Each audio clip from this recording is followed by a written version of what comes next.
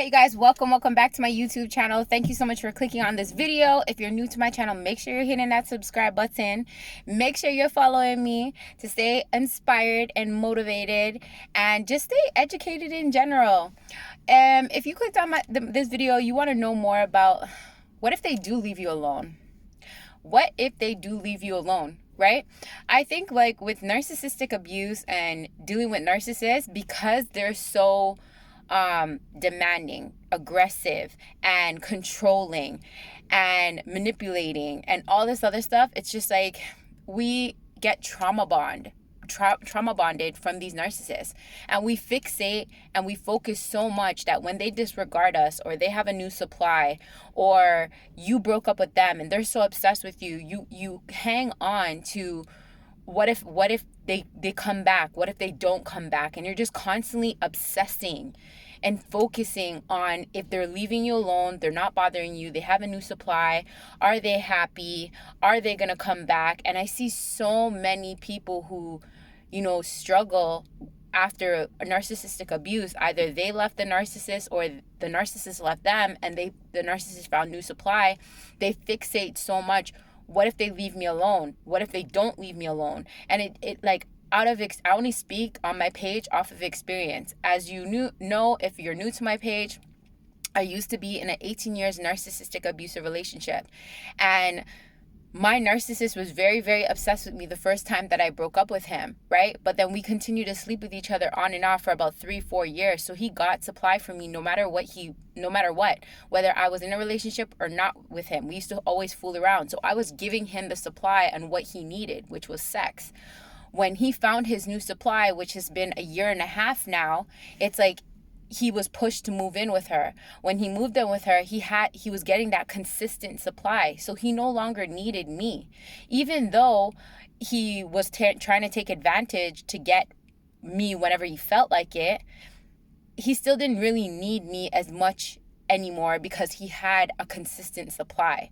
So at the end of the day, it has nothing to realizing and standing the facts that with these narcissists, it has nothing to do with love. It has nothing to do with caring about you and emotions. It just has to do with supply. It's that freaking simple. So sometimes in different situations, I know I hear people that talk about narcissistic abuse say that the narcissists always come back. Nobody in life is a fortune teller. Yes, we can be more educated and aware that they have certain patterns based off of their personality traits, that the narcissists are all the same. But at the end of the day, each narcissist, they move the same, they act the same, but at the end of the day, it's all depending on what their current life is. And if they're getting a solid supply, then they may not need you at that moment. It's staying aware to understanding that if they're not calling you, if they're not texting down your phone, if they're not bothering you, it's just because they are occupied and they're getting the supply that they are desiring and they want from another person. So they no longer need to play with you. So again, I love making the example like this. If that narcissist come back, if the narcissist doesn't come back, at the end of the day, it's like, picture a little kid who's playing with a toy, right? As the little kid gets older, sometimes the toy, they'll think about the toy and they want to play with the toy. So maybe they might pick it up, but then they won't actually play with it. And then they'll put it down. Or the toy will be inside of their room and they'll remember the toy, but they won't physically go play with the toy because they have another toy that's so brand new, shiny, exciting, and it's popular, and it's just they fixate with playing with that toy comparison to other toy that they just have on the shelf or they have in the corner. Kind of like you, right? Kind of like me, right?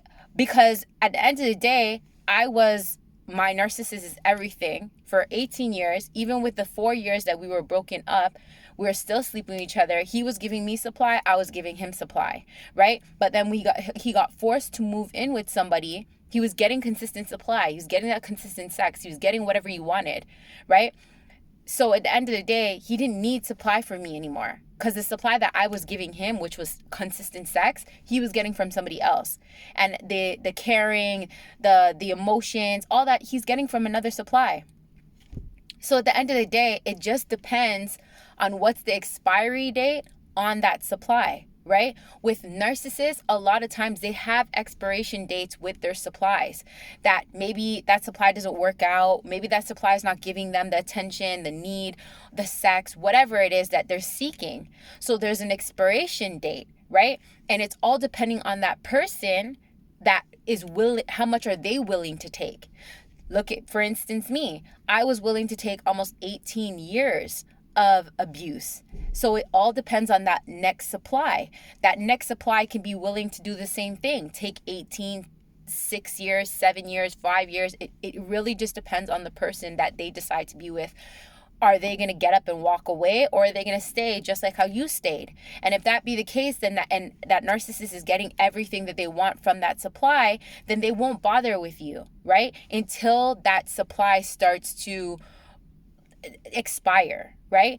Or it could be that the narcissist at that time, that supply is not as good, so they'll come back around to you. It just all depends, right? At the end of the day, the main focus is to understand who they are, what's their personality traits, and understand what they're doing to you, what they did to you, what you are willing to accept and not willing to accept. But I am going to tell you this. I used to fixate on, is he going to come back? Does he still love me? Does he still care about me? At the end of the day, that person was toxic. When that person is ready to like gaslight me, put me down, and treat me like shit, even though I'm not in a relationship and I'm co-parenting with them, that story and that picture that I create, that he's super happy, he's changed, he's being better, a better person for the new supply, doing everything for the new supply, he has the best life and the best all that story crumbles when he shows me his true face. Because with the narcissist, the mask always falls off. Always. So at the end of the day, it's all about your perspective. It comes down to you. It's not about the narcissist no more. Are they going to come back? Are they not going to come back? Trust me, I've been there, done that. And what all that does is it stops you from actually healing. It stops you from actually moving forward. Like I said, narcissist, it's all about supply. I can give you guys an example. My dad was a hardcore narcissist, almost exactly to the T like my ex. When my mom decided to leave my dad, it's like he acted crazy. He did everything, whatever, like crazy. But then he found his new supply. When he found his new supply, he forgot about my mom. And then he had his new supply for almost 10 years. It's been 26, 25 years later. And my dad's still trying to get in contact with my mom now that supply didn't work out. And now that he's by himself. Karma is a bitch. The bad and all the other shit that anybody, it doesn't even have to be the narcissist, does to you in life, they're going to get back theirs 10 times full. It doesn't matter if it's 10, 15, 20, 30 years, they're going to get it back. Karma always comes back around, whether it's good karma or it's bad karma. So at the end of the day, look at that. I'm showing you guys, 26 years later, my dad is still a narcissist, still abusive, verbally and mentally, and still trying to get in contact with my mom. So that should show you guys, right, that it doesn't freaking matter. Supply is supply. The narcissist always likes to recycle their supplies. As long as they're getting their supply from somebody else and they don't need what they need from you, they will leave you alone, right? But that just depends on the expiry date of the other supply. So don't hold yourself back from healing because you're so fixated and so focused on, are they going to come back or are they not going to come back? And at the end of the day, let's say they're coming back, they're harassing you, they're bothering you, they're fixating on you, they're begging back for you. If you constantly keep feeding into that and not finding your way out, guess what? When they really do finally leave you alone, you're going to be the one there so crumbled, trying to understand and beating up yourself on why they're not begging you back anymore, why they're not bothering with you, why they're not coming after you, why they're not calling you, why they're not texting you. And that's all only because they finally got a supply who's giving them what they want. So this is what I'm trying to say to you in this video. It truly does not matter if that narcissist wants you back or doesn't want you back. At the end of the day, the most important thing is to stand in the facts in understanding who these narcissists are, their personality trait, the patterns that they have, the toxic patterns they have, the way they mistreated you, the way you're hurting, the way, you're traumatized, and things that you need to work on self. Because if you constantly keep fixating about the narcissist not messaging you no more, not calling you no more, him and the new supply, I'm telling you based off of experience, it took me 1.5 years where I was still fixating so much on the narcissist and his new supply and my ex's supply that I wasn't growing. I was staying stagnant. And what's the definition of temporary insanity? The definition of temporary insanity is doing the same thing over and over and over again, but expecting a different result. You can't get a different result. You can't heal. You can't grow. You can't, get over them if you keep fixating on them, if you keep focusing on them, if you keep focusing on the past. All you have is this very moment. And that's not going to change. Where you are right now is creating the future for tomorrow. If you want to heal, if you want to let go, if you want to grow, if you want to move on, you have to look at yourself in the mirror and say, what am I doing today through my thoughts, my actions, my words, that's going to allow me to have a better tomorrow? Because the future is the future. I mean, the past is the past. It already happened. You can't change it. And focusing and standing the facts and understanding, you can't change somebody just because you're treating them better, just because you're treating them good, just because you're a good person. If you were all that, then you would treat yourself and understand that you deserve better. Everything in life starts with you. And if you don't realize who you are, and stop just speaking it but acting like it, ain't nobody's gonna come inside of your life and save you. Ain't nobody gonna come inside of your life and treat you better. Not the narcissist, not nobody. That narcissist that you fixate on is gonna come back inside of your life if you take them back and treat you exactly how you're treating your damn self. So if you want respect, if you want love, if you want kindness, if you want somebody to care about you, it all starts with you. You need to do that for yourself, not just talk it, but actually show it. And then how you show that is not allowing a toxic person like a narcissist to come back inside of your life and disrespect you, gaslight you, cheat on you, abuse you mentally and emotionally. Because we can talk all we want, that we're a good person, we're this, we're that, we're this. But at the end of the day, it's like, how are you treating yourself? You can say all those things, but how are you treating yourself? So these things that I'm sharing with you guys is based off of experience. When I tell you I used to drive myself crazy focusing so much on the narcissist, focusing on his new supply, focusing if he's going to come back or not, it was driving me crazy. At the end of the day, I'm at a place right now where I realize that happiness starts within. You are the definition of love. So somebody can't come inside of your life and take something from you that you already embody. You are love. Somebody can't come and treat you, disrespect you, and abuse you mentally and emotionally unless you allow it. And if you're doing it to yourself, mentally and emotionally, beating yourself up, talking down on yourself, asking the wrong questions, feeling like your life is the worst thing on this earth, that's what you're going to create. You're creating a reality. And that's what I learned. And on this earth, nobody can steal your happiness unless you allow it. Nobody can disrespect you or abuse you or do anything to you except if you allow it. So when I started to learn these things and implement these things and look at life and how it is, that it's just a teaching. Those narcissists and those toxic people came inside of your life to teach you lessons of self and how you need to treat yourself better. It's like a huge eye opener. So when I started to realize all these things, I started to become stronger, to no longer focus and fixate on the narcissist, but focus and fixate on me and how am I feeling. And don't get me wrong, do I have days that I feel like, oh man, my mind crosses and thinks about him and his new supply, how his life is so much better, and comparing myself. But if you keep comparing yourself, then you'll never see the blessings that you have of your life right now. That you're not having somebody lie to you, cheat on you, abuse you mentally, emotionally no more. I don't have none of that shit in my life no more, right? I set the tone for my life. I have control of my happiness. I have control of who's going to come in my life and not be in my life, right? We all have control. It's our perspective and how we're looking at our life, and how we're going to allow people to come and enter in our life and treat us.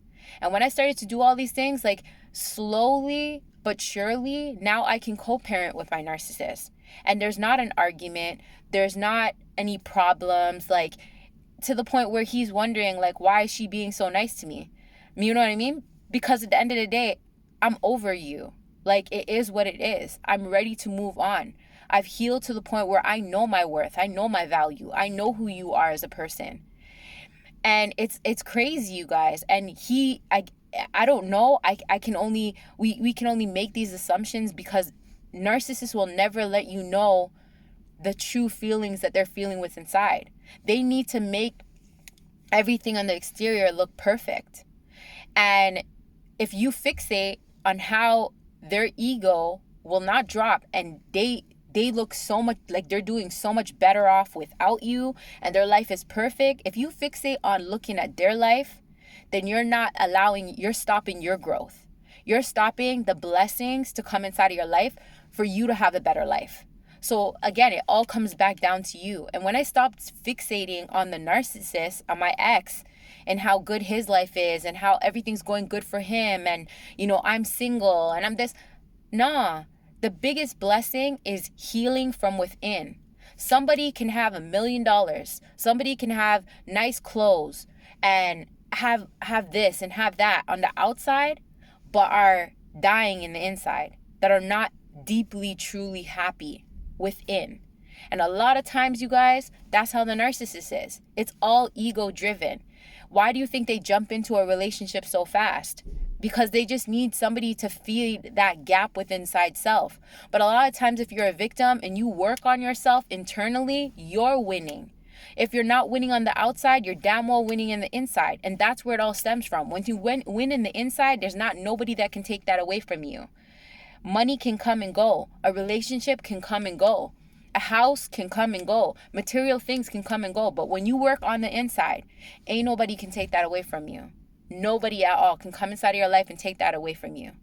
So healing within the inside and focusing, turning all that attention off of the narcissist. Is he or she gonna come back? Are they not gonna come back?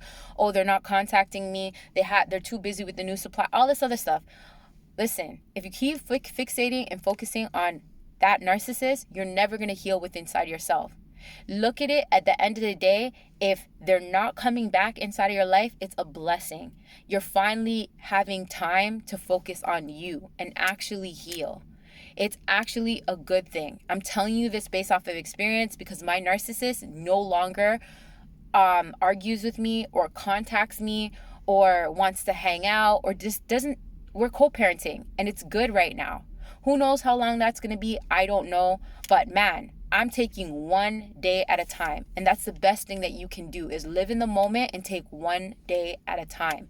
Because healing is a journey. It's not a destination. It is a journey. Some days I have days that I don't, feel that great and I want to contact the narcissist. Some days I feel great. I'm like feeling good, but healing is a journey. You learn from every emotion that pops up. And a lot of times these emotions, these negative emotions, and we miss them, we want to be with them, and all this other stuff is old emotions that need to be released.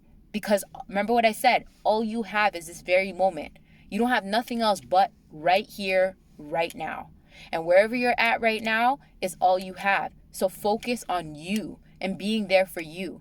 If the narcissist is constantly harassing you, bothering you, whatever, that's just because they're not getting their own way and you're standing in your power. Stand in your power. Get a restraining order if you have to. Change your number. Block them, right? Delete their number. If you're co-parenting with them, whenever you're co-parenting with them, make sure that a family member is there or a friend or whatever. Because remember, narcissists are all about ego. They do everything behind closed doors because they don't want people to see the true sides and how toxic they are. So when you involve other people, they hate that shit because they're not going to act up in front of other people, right? They make you look like the crazy one. So all this that I'm sharing with you guys, it's up to you. I'm not here to tell you what to do. I'm here to share my experiences, my knowledge, to help you guys to take what resonates with you, leave what doesn't. I think this is an amazing video that will help you guys in so many ways. So please take what resonates with you, leave what doesn't. But I guarantee you, if you listen to these steps that I'm telling you, if you listen to this motivation that I'm telling you, it will guide you, it will help you. So I say in all my videos, you guys, each one teach one, share the love, share the knowledge. If you found value in this video, let's help more people be inspired to wise up and rise up inside of their life above these narcissists. The way we can do that, the way you can help me, the way you can show me appreciation is please give me a thumbs up, leave me a comment. What that does is it helps with the algorithm to get this video out to more people. Please share it. Tell people about the movement, the Wise Up, Rise Up movement. Whoever has been through a narcissistic abuse, whether it be with parents, friends, a significant other, a mom, a dad, whatever. Narcissistic abuse is like everywhere. It's a personality disorder. It's even in workplaces, right? So please share the knowledge. We're here to help people wise up and rise up above these narcissists. So thanks so much for tuning in, you guys. Again, if you guys enjoyed my video, join the Wise Up Rise Up community. I have a Facebook group. I answer people's questions on there. My TikTok just made 10,000 followers. I'm so grateful. You know, I put up at least 2 to 3 good videos talking about narcissistic abuse on my TikTok. So go check that out. I'm going to leave all the links in the comment. I have my Instagram. I'm everywhere, you guys. I'm trying to make this a movement. I'm not trying. This is a movement. It's called the Wise Up, Rise Up movement over narcissists. Join it. Let's get it, you guys. Have an amazing day. Stay strong. Stand in the facts. You will heal. You will grow from this situation. Again, life is not happening to you. Life's happening for you. Thanks so much for tuning in, you guys. If you guys want to book a one-on-one with me, I have my link tree. I'm going to leave in the comments, or I have my link tree in TikTok. You can book a one-on-one session with me, and I can help you in your situation to answer any of your questions, to help you to heal. And again, wise up and rise up above these narcissists. Thanks so much for tuning in. I'll see you guys on another video.